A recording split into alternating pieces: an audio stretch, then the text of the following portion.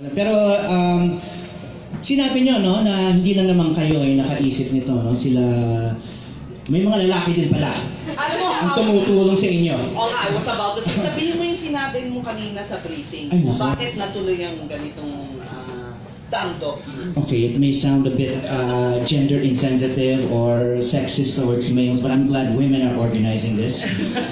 Of course, there are men who I know a lot about documentaries and are also pioneers, but I dread to see what this would end up kung mga lalaki lang ang mga nag-organize. So anyway, thank you for doing all of this. Napaka-detalyado ng trabaho nila. Just look at this script na pinaghirapan nila. No? So, thank you. And then, we are now going to give Jewel the floor. Jewel Maranan. Give it up for Jewel Maranan. Thank you. She's going to brief us on some of the things I neglected to say in the script. Okay, since I'm not the same public speaker as Harry, I'm going to read from the script. So thank you very much, Tess and Howie, and good morning, everyone. Thank you to the members of the media who came here today to squeeze our press conference into their busy schedules. We are one with you in these times when we need to stand up for press freedom and freedom of expression.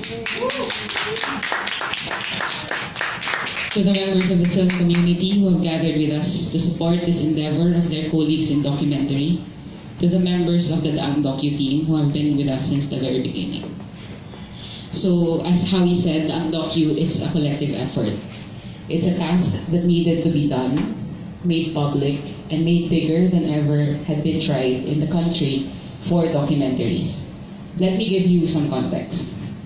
So at the prompt of the film community, through our government cultural and film agencies, President Duterte signed on November 8, 2018, Presidential Proclamation 622, declaring September 12, 2019 until September 11, 2020 as the centennial year of Philippine cinema.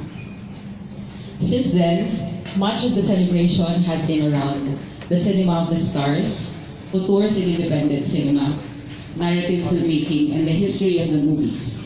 After all, what do we commonly know of cinema but that which entertains us from the harsh realities of our lives? So that is not the reason why the four of us, Kara, Monster, Baby Ruth, and myself, decided to initiate Daang Dokyu. Though we are one with our colleagues in mainstream and independent movies in the celebration of 100 years of Philippine cinema, we are with them 100%. We are, however, interested in something more. After all, what is a centenary but the 100th birthday? And what do we do on our birthday? We take stock of the previous years.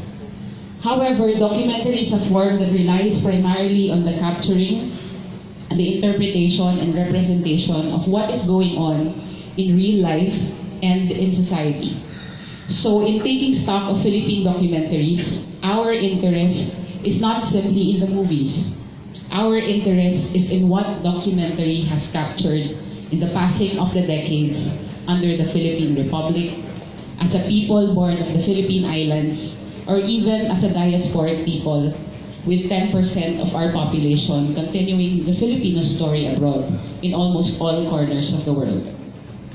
For us, this is what's exciting. We imagine how looking back on our documentaries may be similar to the experience of discovering a 100-year-old family album. Documentaries have been with us through the Filipino-American War, in the early 1900s, through our struggles and missions for independence, the Japanese occupation, through our struggles in becoming a republic and a nation, the dark days of martial law, the glory days of EDSA, and the repetition of these histories and struggle until today with an EDSA II and EDSA III, and who knows when EDSA IV is coming. The thing is, while documentary captures all these histories year in and year out in various forms, in cinema, in television, and now for the internet and social media platform, documentaries will continue to tackle society, it will continue to take sides, it will show both sides, but one thing it cannot do, it will not ignore. Documentaries will continue to capture what is happening and document more than what news has the airtime for. So, knowing this, being documentary filmmakers and producers ourselves, what interested us are these realities that our documentaries are keeping, waiting to be rediscovered. The truths and lies told to us as a people. Stories waiting to prove us wrong, or prove that some answers are just lying there on tape, waiting to be lifted and put back into current affairs. We want to understand the roots and connections of our country's problems today to the past, how and why we keep repeating history at the same time that we keep ignoring it. To see how we have changed and how we may not have changed, or to probably discover how the things we have trouble talking about openly in the past, we still have trouble talking openly about in the present. In short, as we celebrate with everyone the 100 years of Philippine documentary and Philippine cinema, we want to trace not only the movies, we want to trace the Filipino story. And so, the Daang Dokyu is designed just for that. We bring to the public 55 films selected from hundreds of others. These films are a combination of very old and very new, from as early as the turn of the 1900s to as recent as this month, February 2020, fresh from the editing board. We have 5 documentaries that will be premiering as Philippine premieres, fresh from their circulation in the international festival circuit. And 1 world premiere, which we'll be seeing in the Daang Dokyu for the first time. Our curators will share about them later. So we value coherence more than competition, unlike many other festivals. So these 55 films are sectioned into 5 themes, which we think comprise some of the most pressing issues in the country today, which we choose to confront in Daang Dokyu. Number 1, the massive environmental degradation which the Philippines is facing now, along with the dangers of the climate crisis. The disasters that have wreaked havoc in the past years in various parts of the country. Politics in the past and politics of today. Mental health issues and identity troubles experienced by the youth, by women, and by the LGBT. Social media and the internet, and how it affects various aspects of our lives, from personal to political. So all these you will see in the Daang Dokyu, offering various experiences that range from devastating, surprising, funny, entertaining, to downright perplexing. Along with our free film program, we are also featuring debates and discussions every day along the same issues. We are researching all that we can research about Philippine documentaries, which have now led us to over 1,000 documentary titles from the past 100 years. Films and materials which most of you and even us have never even heard before. We are excited to know where they are and what secrets and memories they hold. Most importantly, Daang Dokyu is a coming together. As we speak, our team is going around to partner with schools and universities in Metro Manila. In doing Daang Dokyu, we value the education and the voices of the youngest among us, our children, our students, our teachers. We have partnered with ABS-CBN and GMA7, 2 of the country's leading broadcast networks and leading producers of documentaries. We have partnered with the UP Film Institute, the National Commission for Culture and the Arts, Pro Foundation, and many others, and we have sought wisdom from the veterans of documentary filmmaking, the archives of the Cultural Center of the Philippines, the archives of the NCCA and UPFI, the Philippine Film Archives, even personal archives. And we will be gathering the largest gathering of documentary filmmakers in the Philippine Documentary Forum on the last day of the Daang Dokyu. All these we do to bring you these 6 days of looking back and 6 days of thinking forward into the future. Now there's much more to be said, but to sum it up, the Daang Dokyu is about 3 things. It's about memory, it's about community, and it's about confrontation. We want to claim that 100 years of Philippine cinema is not just for the cinema people.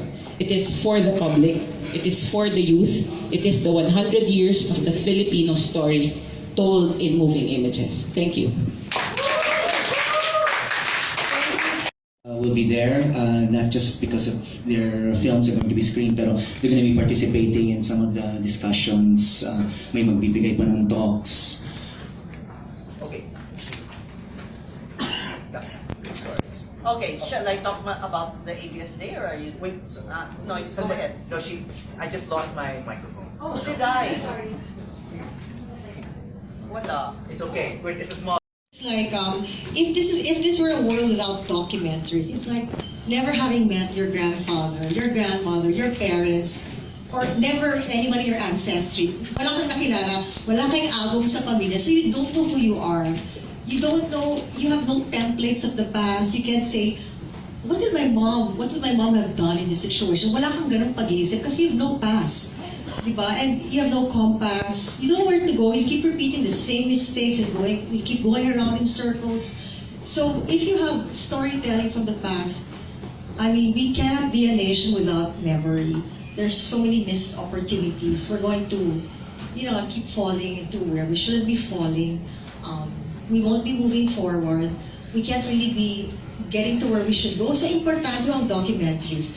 Whether short, experimental, long, can use features, kailangan siya. In fact, for TV documentaries, we lost about 20 or 30 years worth of material. We don't know what the stories were back then. Can you imagine if we knew? We probably would have been in a better place now. So I'm not saying we're not doing anything right. We also are. And documentaries is the home of truth. And there's so many other untruths there, so we really need to overpower false news right now. Not just now, but all the time. And not just politics, whether health and other matters. Thank you, Cara. Okay.